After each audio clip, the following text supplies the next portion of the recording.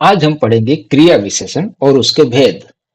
तो सबसे पहले हम यह जानने की कोशिश करेंगे कि क्रिया विशेषण कहते किसे हैं। तो वह शब्द जो हमें क्रिया की विशेषता के बारे में बताता है, बस उसी शब्द को हम क्रिया विशेषण कहते हैं। उदाहरण के रूप में देखा जाए तो हिरन तेज भागता है, वह धीरे धीरे चलता है, हम रोज सैर करते हैं, कल मुझे जल्दी जाना है। तो यहाँ पे हमने देखा कि हिरन तेज भागता है। अब यहाँ पे जो क्रिया हो रही है भागने की, लेकिन उसकी विशेषता बताई गई कि हिरन कैसे भागता है। तो वह तेज भागता है, वह धीरे धीरे चलता है। यहाँ पे हमने देखा कि इस वाक्य में क्रिया हो रही है चलने की, लेकिन बताया गया है कि वह धीरे धीरे चल रहा है। हम रोज सैर करते हैं। अब देखिए, क्रिया तो हो रही है सैर करने की, लेकिन कब? रोज। इस प्रकार से विशेषता बताई गई है। तो कल मुझे जल्दी जाना है, क्रिया हो रही है जाने की, लेकिन कैसे? जल्दी जाना है। तो यहाँ पे हमने देखा कि तेज, धीरे धीरे, रोज और जल्दी, ये सारे जो शब्द हैं ये क्रिया की विशेषता बताते हैं। तो बस ऐसे ही शब्दों को हम क्रिया विशेषण कहते हैं। क्रिया विशेषण के भेद।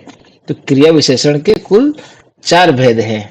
नंबर 1 कालवाचक क्रिया विशेषण, नंबर 2 रीतिवाचक क्रिया विशेषण, नंबर 3 स्थानवाचक क्रिया विशेषण और नंबर 4 परिमाणवाचक क्रिया विशेषण। आइए इन 4 प्रकारों को हम एक एक करके समझते हैं। नंबर 1 कालवाचक क्रिया विशेषण। तो काल, काल का अर्थ होता है समय। तो वे क्रिया विशेषण शब्द जो क्रिया के होने के समय के बारे में हमें बताते हैं, उसे हम कालवाचक क्रिया विशेषण कहते हैं। जैसे श्यामू कल मेरे घर आया था। अब यहाँ पे क्रिया हो रही है घर पर आने की, लेकिन कब आया था? कल। एक समय की ओर इशारा कर रहा है। परसों बरसात होगी, मैंने सुबह खाना खाया था, मैं शाम को खेलता हूँ और मैं सुबह जल्दी उठता हूँ। तो यहाँ इन सभी वाक्यों में आप देख सकते हो कि बरसात तो होगी, लेकिन कब होगी? परसों। खाना खाया था, लेकिन कब? सुबह। मैं शाम को खेलता हूँ, क्रिया हो रही खेलने की, लेकिन कब? शाम को। और जल्दी उठने की क्रिया हो रही है, तो जल्दी तो उठ रहे, लेकिन कब? सुबह।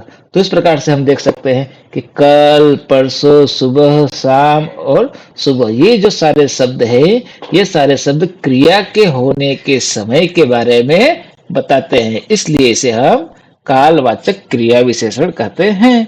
नंबर 2 रीतिवाचक क्रिया विशेषण। रीति का अर्थ होता है तरीका, विधि। तो ऐसे क्रिया विशेषण शब्द जो किसी क्रिया के होने के तरीके के बारे में या तो विधि के बारे में बताते हैं, बस उसी शब्द को हम रीतिवाचक क्रिया विशेषण कहते हैं।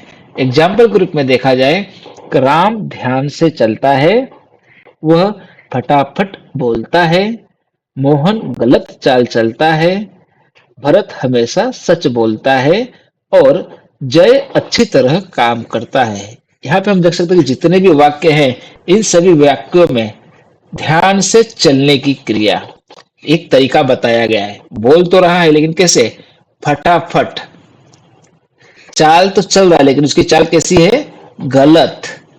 वह बोल तो रहा है, लेकिन कैसा बोल रहा है? सच। तो वह काम तो कर रहा है, लेकिन किस तरह से? अच्छी तरह से। तो इस प्रकार से ध्यान से, फटाफट, गलत, सच और अच्छी तरह, ये सारे शब्द क्रिया के होने के तरीके के बारे में बता रहे हैं, सिस्टम, पद्धति के बारे में बता रहे हैं कि वह किस तरह से चलता है, किस तरह से बोलता है। अतः ये सारे शब्द हमारे रीतिवाचक क्रिया विशेषण बनते हैं। नंबर 3 स्थानवाचक क्रिया विशेषण। स्थान का अर्थ होता है जगह। तो ऐसे शब्द जो हमें क्रिया के होने के स्थान के बारे में अथवा जगह के बारे में बताते हैं, उसे हम स्थानवाचक क्रिया विशेषण कहते हैं।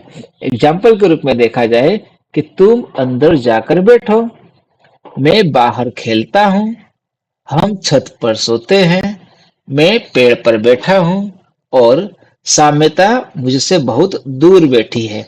तो इन वाक्यों में हम देख सकते हैं कि बैठने की क्रिया हो रही लेकिन कहाँ? अंदर।